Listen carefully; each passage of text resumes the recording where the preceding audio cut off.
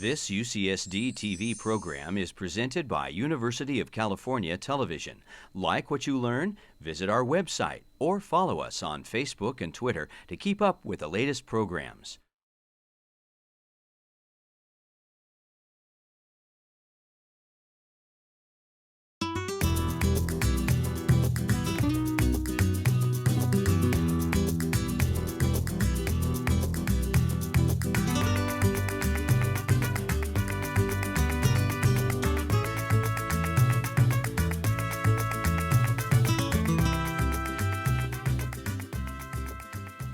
Welcome. My name is Peter Cowie, and I have the privilege and honor to be the Dean of the School of International Relations and Pacific Studies here at the University of California, San Diego. The school has, among the crown jewels of its assets, the Center for U.S.-Mexican Studies, and tonight we are coming together in a celebration of Mexico moving forward, the premier event of the center each year, to bring to the public the great dialogue and engagement between the United States and Mexico.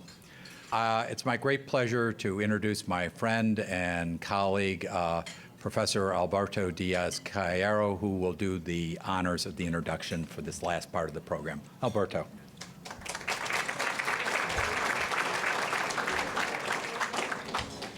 Okay. Thank you, everyone. So I am the former director of the Center for U.S.-Mexican Studies, and I'm delighted to be here with all of you today. And I really, I want to express my commitment to keep on supporting this event of Mexico moving forward, which I think is, it should be one of the best ways we can commit as the state of California, as the University of California, to Mexico. So it's a great pleasure for me to introduce you, Denise Dresser, tonight. I will deviate a little bit from what I was asked to do in terms of telling you about her career and her credentials. Most of you, I think, in this room know what it means to have somebody like Denise sharing the evening with us. She's one of the most courageous and respected public intellectuals in Mexico.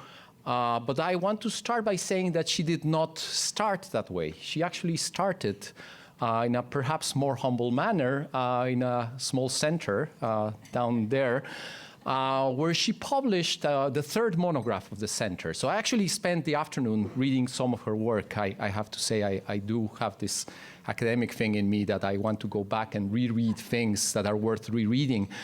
So she wrote this piece, which actually became, she became famous overnight after writing this piece.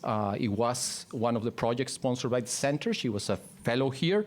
And it was this, in the light of NAFTA and all the hype and all the excitement that was going on around Salinas de Gortari transformation of Mexico, she was one of the first critical voices saying, listen, there's some things that are not well, and we have to really think critically about them.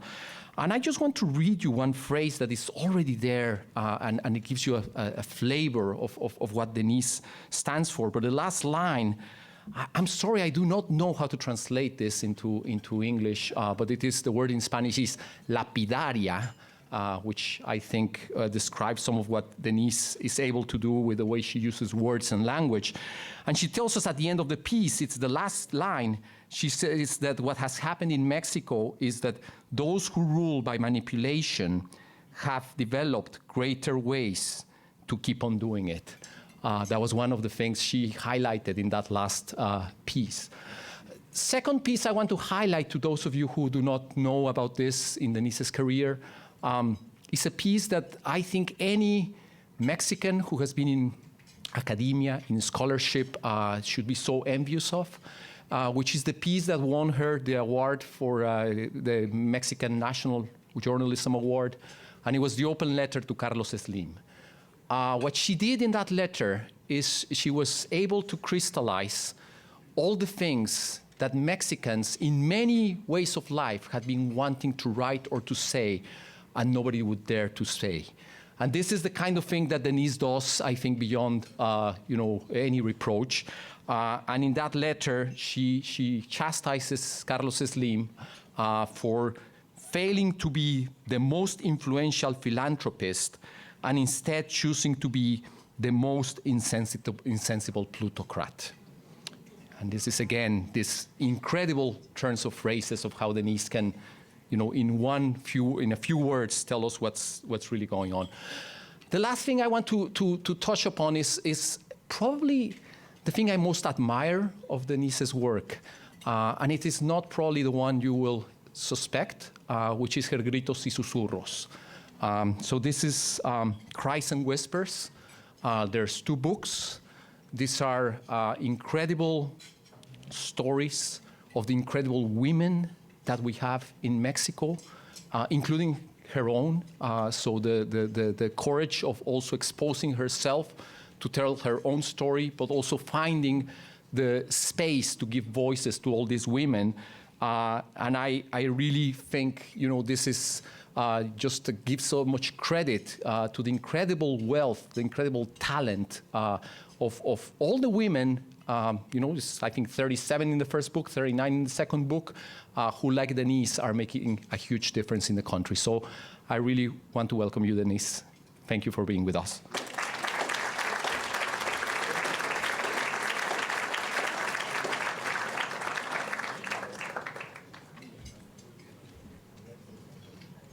Thank you very much.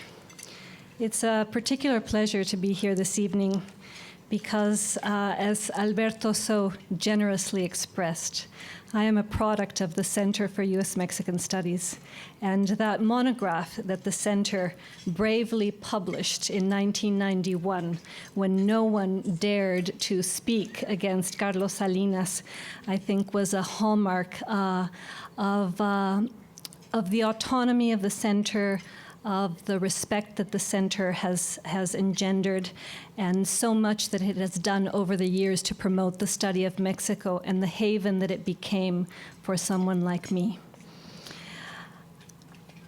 I'm not an expert on NAFTA. I'm here to speak about the country I carry under my skin. The country that is waking up, that is moving forward, that is rising. A country that, according to the new narrative, has shown that it's ready to pact, negotiate, propose reforms, and approve them. A country that no longer wants to be hostage to archaic traditions and entrenched practices. A country ready to leave behind the nationalist position about sovereignty, tossing out its heavy ideological baggage, prepared to surmount 15 years of few reforms and little growth, prepared to assume a new national consensus embodied by the Pacto por México, the Pact for Mexico, that became the signature pact of Enrique Peña Nieto's first year. The future is promising, the foreign press says. Mexico has crossed the threshold and has approved reforms that had been politically unpalatable and historically rejected. Mexico has said goodbye to authoritarianism and need not fear its return.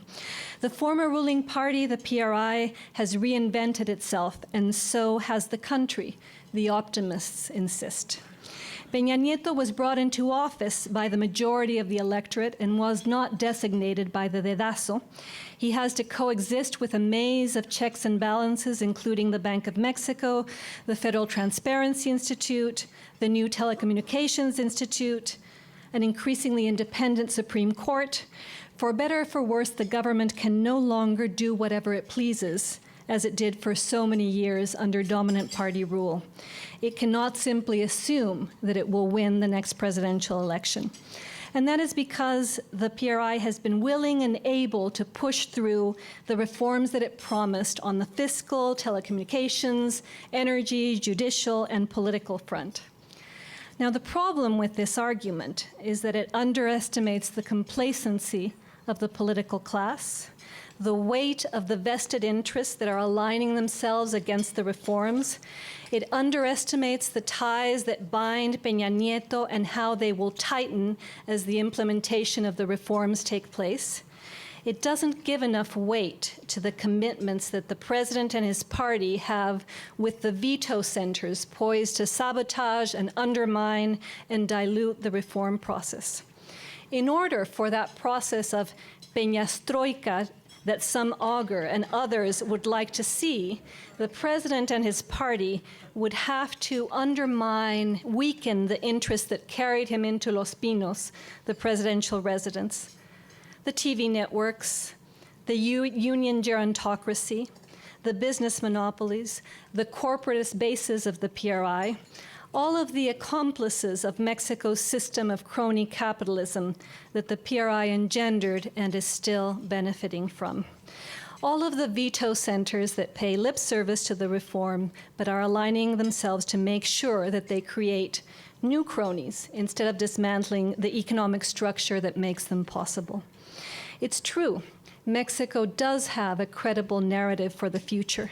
But in order to actually write it, the PRI would have to become what it has never been: a party capable of creating a new paradigm for economic growth and economic inclusiveness and political representation.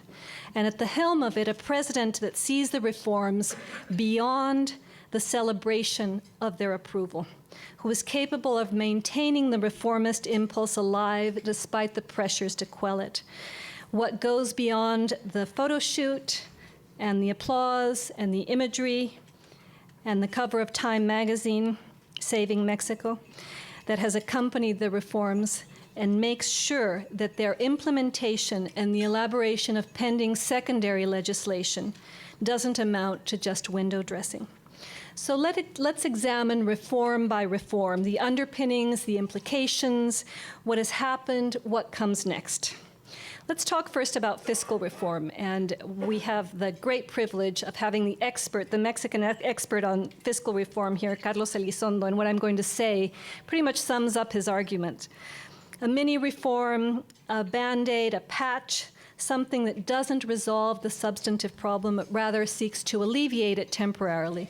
That is the reform that Peña Nieto's government pushed forward. And that's the way it should be interpreted. Not as a grand bargain, but as a small intervention.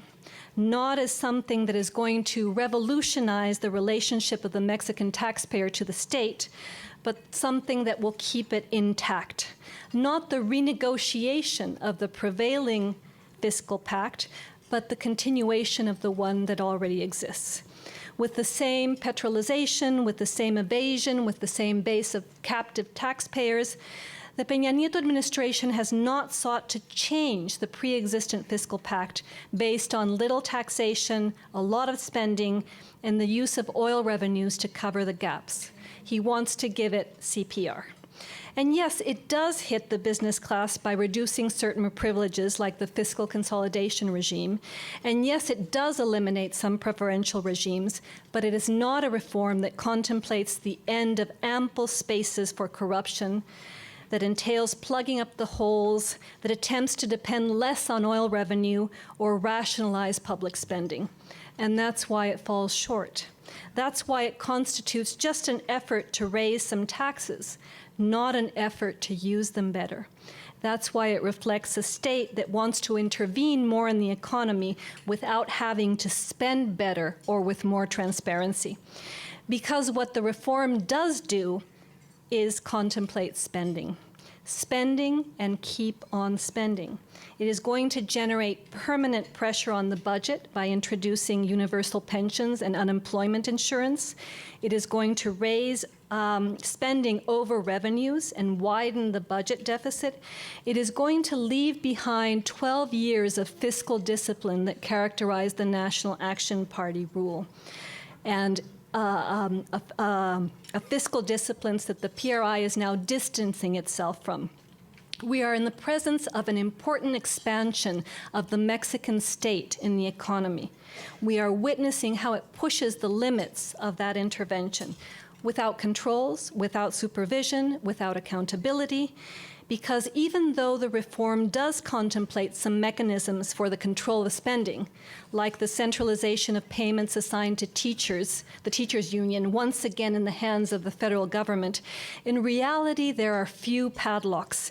There is no way of dealing with the budgetary allocations that are growing the most, like pension payments for public sector employees. There is no way of reducing the excessive resources that are channeled to the political parties. What there is a rise in public spending per se. Net spending under Peña Nieto will reach historic levels. And the problem is that we don't know if the additional resources will line the pockets of the bureaucrats or go to the construction of highways and schools. We don't know if they are going to buy another watch, fancy watch, for the head of the Oil Workers Union, Carlos Romero de Champs, or if they will lead to the social mobility of those he allegedly represents. Because the reforms don't resolve the deep-rooted problem of our fiscal pact. The reform does not resolve the dilemmas generated by taxes that are insufficiently collected, by spending that is inefficiently assigned, by public resources that are badly distributed. It doesn't attempt to change the historic dynamic of a state that has little legitimacy to demand more taxes when it spends so badly. If that doesn't change, no tax collection effort in Mexico will be enough. And Mexican citizens will continue to evade taxes, and business oligarchs will continue to elude their payment. And the government, instead of rewriting that dysfunctional pact, will continue to place Band-Aids on it. Let's move to telecommunications reform.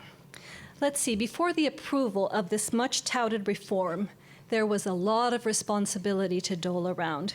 Presidents and ministers and regulators and congressmen responsible for allowing that the country's public goods, like spectrum, end up in the hands of the few.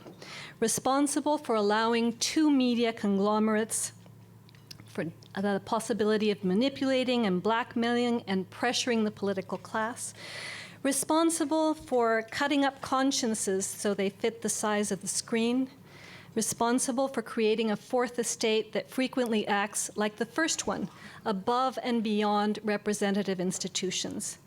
This was a reality that was constructed in the 1950s, was exacerbated during the Salinas period, was institutionalized in the Fox sexenio, and now the government is actually trying to change through reforms to the federal communications law.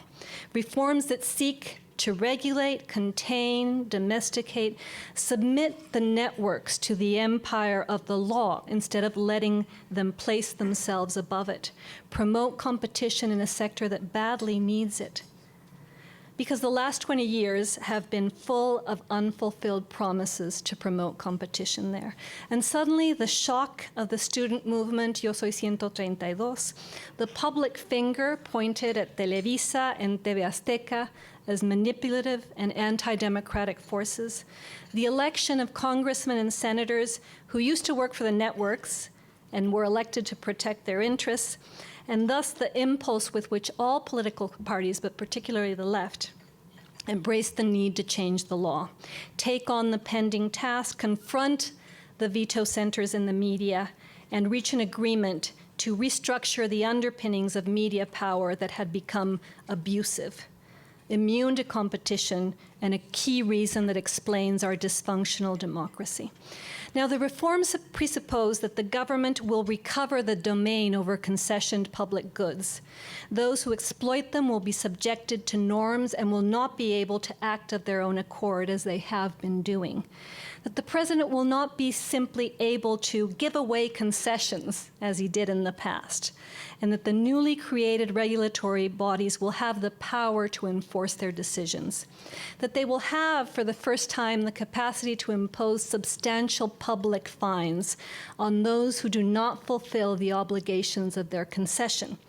That the public interest will actually prevail over the interests of Emilio Azcárraga and Ricardo Salinas Pliego.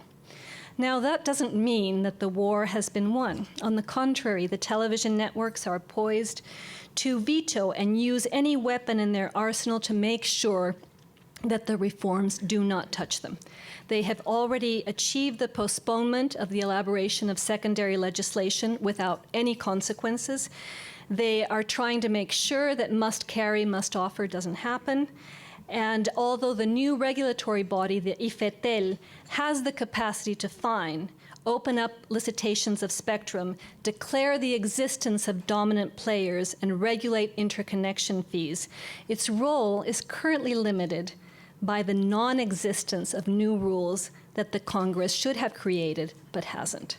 Because congressmen are too busy slicing up the budget and opening up the oil sector, because they haven't understood that the telecoms battle is the right battle at the right time against the right enemy.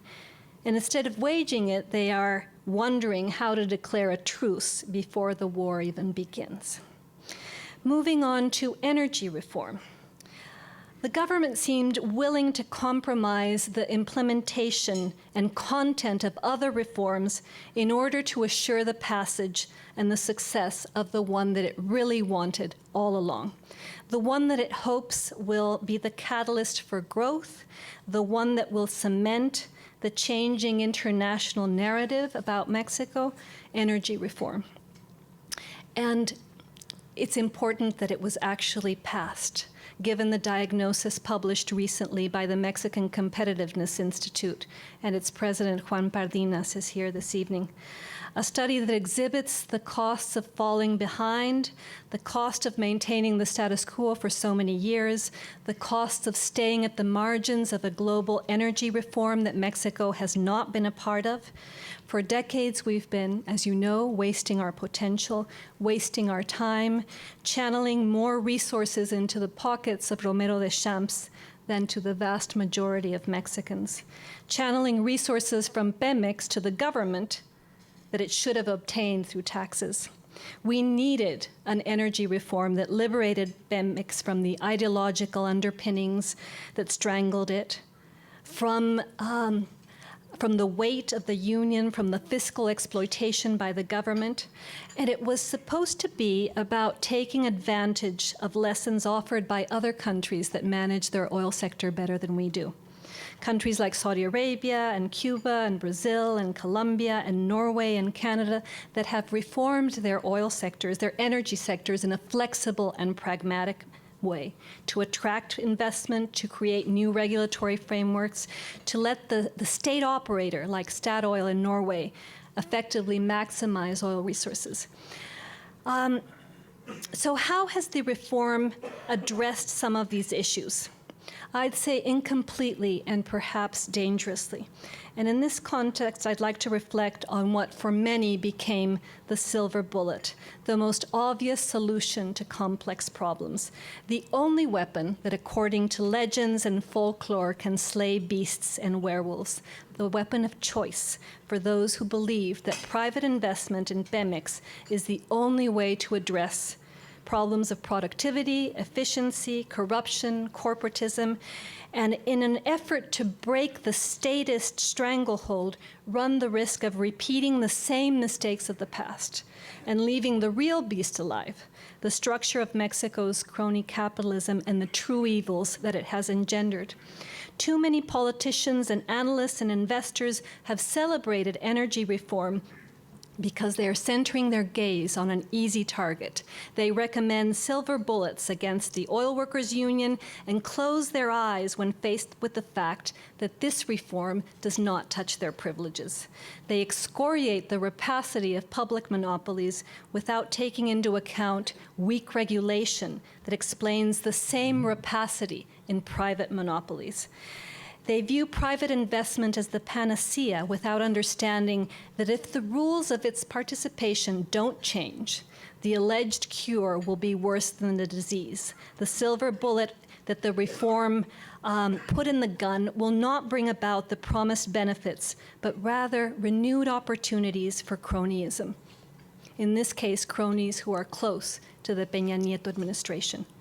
What Mexico has to think through, and has not yet in the secondary legislation that is still pending, is how to modernize the energy sector without passing on to private hands the wealth that it produces, how to extract oil without simply transferring its gains to private hands, how to strengthen Pemex's financial structure without simply creating conditions for more concentration of wealth, how to promote investment in a key sector while distributing the gains for development. Mexico has not answered these questions well, and thus runs the risk of repeating past mistakes. Because none of what was approved in terms of promoting private investment is intrinsically bad in and of itself. And taken together, the reforms do channel needed resources to a sector that cannot obtain financing elsewhere, given that the finance ministry was unwilling to sacrifice the resources that Pemex provides to the government and its clienteles. The problem lies in what wasn't contemplated, in what wasn't proposed, in what hasn't been part of the debate, something that the political and business class eludes. The promotion of competition, the need for strong regulation, the protection for consumers, the imperative of the public interest. Measures that countries like the UK and New Zealand and the state of Texas implemented when they privatized their energy companies under the supervision of efficient and powerful regulatory enterprises, capable of setting clear rules among new players. That is what is needed still in Mexico to transform the country's economic horizon through the construction of energy markets that benefit Mexican citizens and consumers, and not just the private companies that pressured the government to open up the oil sector with the objective of extracting more rents from there too. Let's just examine for a moment the privatizations that took place under the Salinas period in the 1980s. To understand the magnitude of the mistakes that were made, the depth of the rectifications that are required. As the World Bank report entitled Democratic Governability in Mexico, Beyond Polarization and the Capture of the State argues, the Salinas reforms allegedly sought the same objectives that the Peña Nieto reforms are seeking today. Promote economic efficiency, augment fiscal revenues, attract foreign investment, promote competition, create functional markets.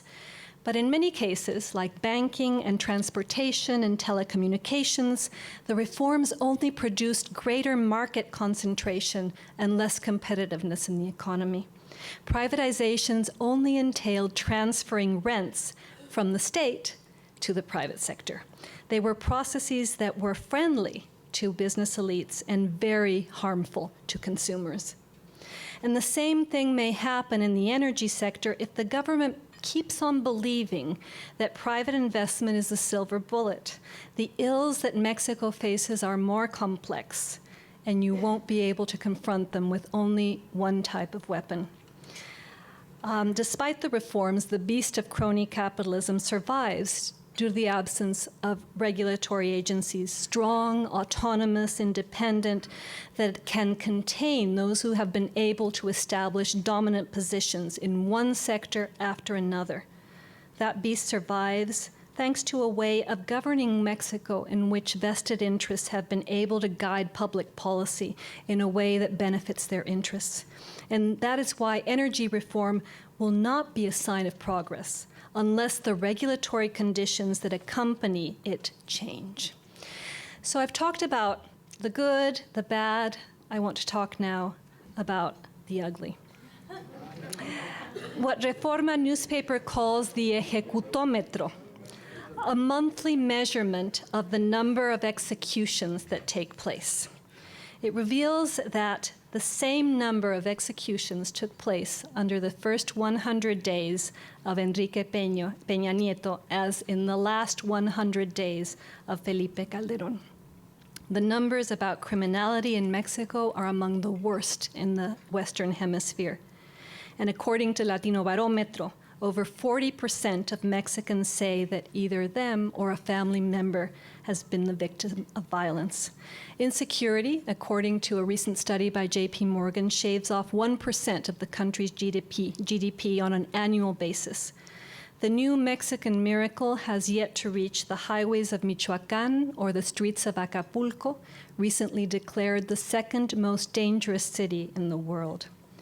Because violence and insecurity persist, even though the conversation about them, especially outside of Mexico, has changed. Impunity continues, even though no one in the government wants to talk about it. And there's much to talk about, given the approval last month of a national code for penal procedures, a code we should applaud and also lament. Applaud the fact that it introduces oral adversarial trials in a country that needed them, but lament because it fails to deal with what happens outside of the courts. Specifically, it fails to regulate the police, leading to people who are apprehended and then tortured, interrogation processes that are not standardized or supervised, policemen who are badly trained, processes for obtaining eyewitness testimony that do not follow best international practices. So Mexico is going to have clear rules for judges, but not for policemen. And in places like Michoacán, the police are the problem. The courts are the problem. The absence of the rule of law is the problem. In the plazas and the streets, in Apatzingán, in Zitácuaro, in Morelia, in Tierra Caliente, signs of the emergence of a parallel state, signs of a microcosm of what happens in the rest of the country, in places where the government doesn't govern, but rather la familia and the caballeros templarios do, where instead of calling the police, instead of in search of protection, people prefer to call a cartel or a criminal group to do so, where self-defense groups have burgeoned in the absence of a state that can carry out its most fundamental task, the legitimate monopoly of violence. Story after story of kidnappings, extortion, torture, theft, corruption, and the simple fear of walking out on the street. Story after story of what it means to live in a violence-riddled municipality, in a captured state, under the control of parallel sources that have become a second law. Despite the 50,000 soldiers on the streets, despite the 20,000 federal police on the highways, despite the over 60,000 dead due to drug-related violence in the last 6 years. Criminal syndicates grow and control, decide and diversify. The democratic transition brought about the end of the Pax Mafiosa that the PRI had constructed with organized crime. And the arrival of an albeit imperfect democracy has entailed the end of old accords and the beginning of new rivalries that not even the Peña Nieto government can control. And because of that vacuum that organized crime can fill in the face of the impotence and the incapacity of the government, whether it be federal, state, municipal, organized crime has begun to fill the deficiencies of the state. When citizens don't believe in the courts or in the police, criminals and self-defense groups fill that role. When the state cannot assure security or employment or avenues for social mobility, cartels begin to do so. And that is the real challenge for Mexico. A war less centered on the apprehension of drug kingpins like El Chapo Guzman and more on the seizure of their money. A war less centered on killing capos and more on creating functional courts. An effort that would require not just using the army as a deterrent and peacekeeper in places like Michoacán, but also a financial strategy to confiscate accounts and a political crusade to combat corruption wherever it may lie, in the courts and in the municipal presidencies and in the governorships and in every corridor of power in Mexico. So throughout this journey, I've asked you to accompany you with me this evening. There is one constant and recurring theme: the persistence under the new PRI of the old veto centers, the capacity of certain groups to block public policies geared toward the public interest, and in the face of them stands a weak society in an oftentimes captured state, incapable of dismantling the web of privileges that has strangled the country for so long. To conclude, many of us believed that the transition to democracy would bring about a reformist effort geared towards the purpose of regulating, containing, competing, growing. We were wrong. Now, under the PRI, we're beginning to see reforms that did not occur before, but the array of opposing forces should not be underestimated. There are still many beneficiaries of the status quo who have few incentives to sustain a reform-oriented coalition. Think of the rapacious public sector unions untouched, the businessmen entrenched in monopolized sectors still untouched, the corporatist campesino organizations taking advantage of subsidies like Procampo untouched, the obese and unproductive bureaucracy comfortably installed in the public sector untouched, dominant actors that behave according to the corporatist logic of the past and thus sabotage the future. Accustomed to defending privileges instead of accumulating merits, accustomed to extracting rents instead of competing to diminish them. And this extractive, rent-seeking, exclusionary system, so well described by Darren Acemoglu and James Robinson in Why Nations Fail, is perpetuated by political parties that defend their own fiefdom, their own cartload of public money. According to Duverger, in the same way that men conserve throughout their life the footprints of their childhood, political parties suffer the fate of their origins. And that is why the PRI, as a way of life, subsists. That is why it demonstrates selective tolerance towards impunity. And we only have to recall the case of Arturo Montiel, who has kidnapped his children in violation of the Hague Convention against the illegal retention of children, to understand why. That is why the PRI insists on the illegal practice of using social programs to buy votes. That is why it insists on spending without being accountable for doing so. And yes, there is the new, and there is what I think is the source of optimism for many. A basically urban electorate that has a growing capacity to communicate, a society that is full of young people who are organizing politically, as we saw in Yo Soy 132, a society that is learning how to resist and denounce and demand, that is learning how to criticize the inheritance of authoritarianism, that does not want to conform itself with a regression. And that fear is not unfounded. Political plurality in the states has reduced because the PRI is now in control of 20 of the 32 states. Even though El Bester Gordillo was jailed, corporatism continues intact, as exemplified by an energy reform that Peña Nieto said would not touch the interests of the union. And what are some of the interests or privileges of the union? The capacity to transfer your job to a family member when you retire. And the sanction to those who have had such a corrupt influence on the country. And the exoneration has yet to occur. And I simply want to put out there the recent exoneration of Raúl Salinas de Gortari as a prime example. Alternancia, the change in power, the rotation of power among parties, has served to, as Lorenzo Meyer says in his recent book, naturalize and normalize the old practices in the new democracy. And therein the disillusionment that does not come only from me.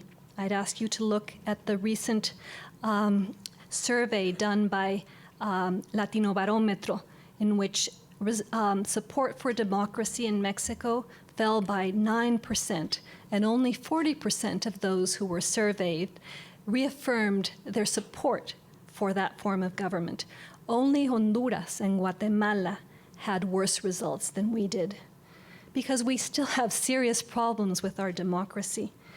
Parties that spend a lot and are not particularly representative, anti-democratic ways of using power and public money that continue despite the reformist effort, and a judicial and penal system that keeps on jailing innocents while it exonerates the guilty. And the worst thing is, we've grown accustomed to this. The accepted and tolerated dysfunctionality. We believe that the unbound privileges and the excessive rent-seeking and the absence or intermittent rule of law are an unchangeable part of our national identity. We don't seem to understand that the entrenchment of the clientelist, corporatist, rent-seeking logic is greater in Mexico than in other countries, and a defining reason of why we don't grow. And I find this an unacceptable situation. It leaves us out of the fold of rapidly growing emerging economies. It condemns 50 million Mexicans to live in a rich country that is poor and unsafe for them. It makes us incapable of promoting investment, competition, equal opportunities, and social mobility for the many. We insist on being an exceptional and unique country in so many ways. Exceptional insofar of the permanence of so many privileges in the hands of the few. Unique insofar as the social tolerance to this fact. And therefore, to me, the real solution for Mexico does not lie in the implementation of reforms from above. Real hope, I believe, lies in the creation of a context of greater demands from below, with the emergence of citizens who fight for rights and not just for government distribution of the spoils. Those who, to paraphrase Eleanor Roosevelt, would rather light a candle than complain in the dark. Those who continue to believe in Mexico's capacity to change despite evidence to the contrary. Our wide, melancholic, beautiful country. A place described by Efraín Huerta in his poem High Treason. Of rivers and fields sick with poppies and mountains spiked with magueyes. I think about our future.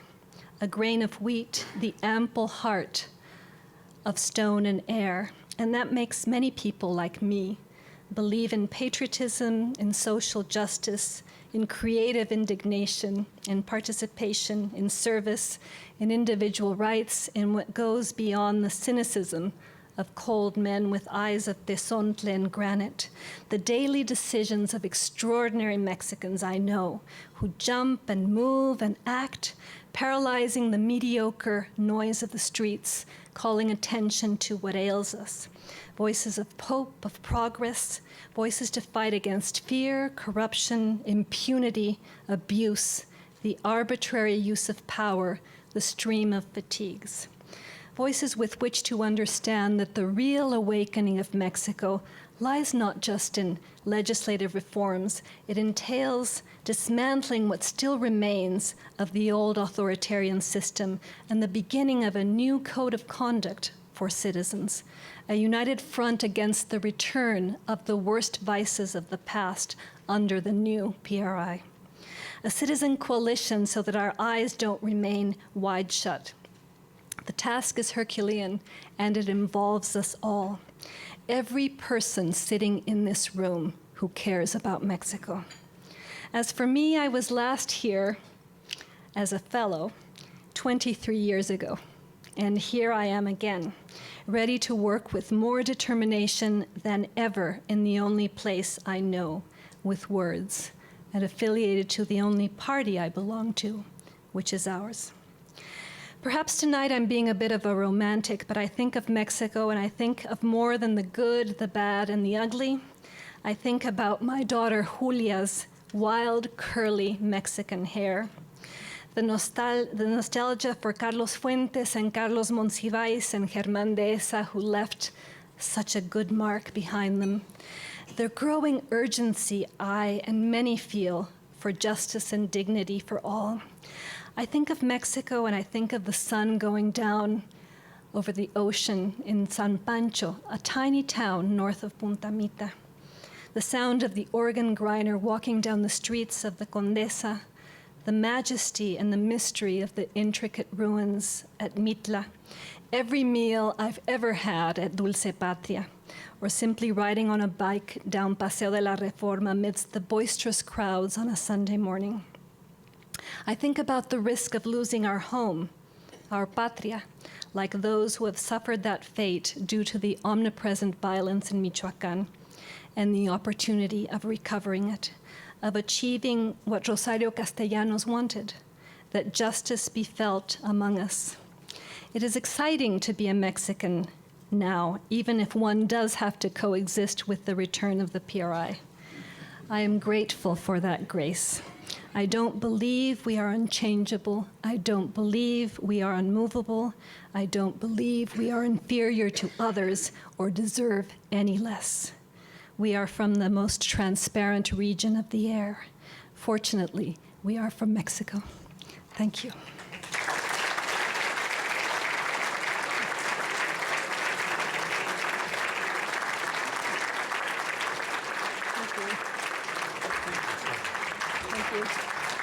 Really appreciate it. It was a local involvement.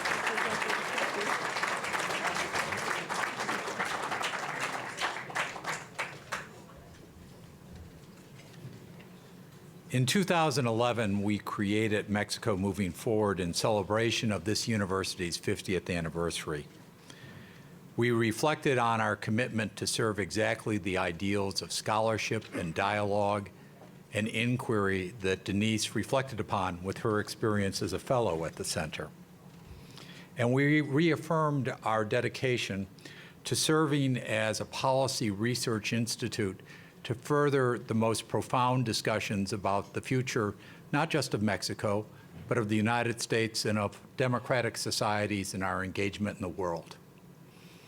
There is no democratic society that does not, in some form or other, wrestle with exactly the questions that Denise Dresser has just posed to us today, because dealing with these issues are fundamental to the questions of how interests come together, how interests are balanced, how choices are made with imperfect information, where policies, no matter how brilliantly crafted intellectually, can only be implemented imperfectly, and where our choices are often about vectors and directions rather than about the fine-tuning, as much as we would like to get the details right. But the unique contribution of a university and our pledge to you as a university engaged in the relationship between the United States and Mexico is to be a place where the hardest thoughts can be expressed, where the deepest research can be nurtured, so that we can go beyond what we know or think we know today to look more deeply, to understand those fundamental choices and the dynamics around us in the world that are changing our understanding of past truths, even as we sit with our experience of the past. That is what the Center will continue to do, what Mexico Moving Forward as a forum each year will bring to the world in helping synthesize not just the experience of our scholars, but the experience of all of you as leaders engaging in this great process of discovery, of trial and error, of passion, of reason, and of hope. And if we do that successfully in Mexico Moving Forward and through the work of the Center, we will have honored the responsibilities of a great public research university. We will honor the tradition that the Center has stood up for in regards to the engagement between the United States and Mexico. And we will honor the passion that this audience brings to what is one of the most fundamental relationships for the United States and Mexico and the world. Thank you very much for being with us tonight. Thank you very much, Denise, for joining us this evening.